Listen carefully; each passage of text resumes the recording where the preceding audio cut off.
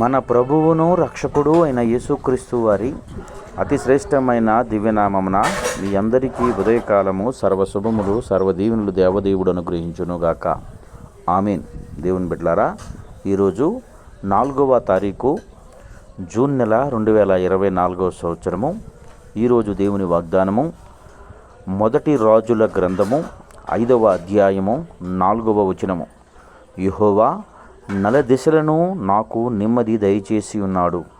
దేవుడు తన పరిశుద్ధ లేఖన భాగము నేటి ఉదయకాలము మీ అందరి వినికిడిలో ఫలింపచేయునుగాక.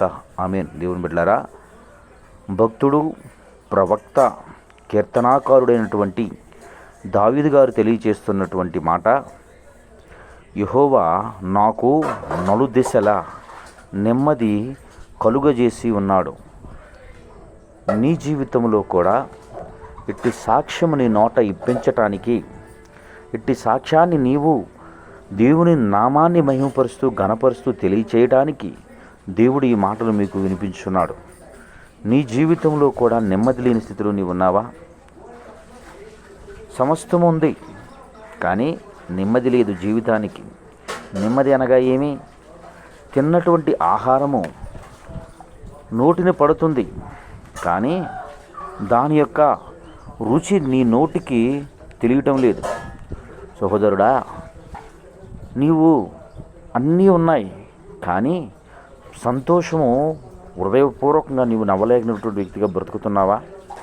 అయితే నా యేసయ్య తెలియజేస్తున్నాడు, వాటన్నిటి నుండి సమాధానపరిచి నిమ్మలపరిచి నీకు నలుదిశలా నెమ్మది ఇవ్వటానికి నేను పిలిచి ఉన్నానని తెలియజేస్తున్నాడు. కనుక అట్టి దేవుని నీవు హృదయపూర్వకంగా అంగీకరించి ఆయన మాటకు విని లోబడి బ్రతికితే నీ జీవితంలో నలుదిశలా నీకు నెమ్మది ఇచ్చి నిన్ను సంతోషపరిచే నీకు ఆశీర్వాదకరంగా నిలబెట్టు కృప దేవుడు అనుగ్రహిస్తాడు.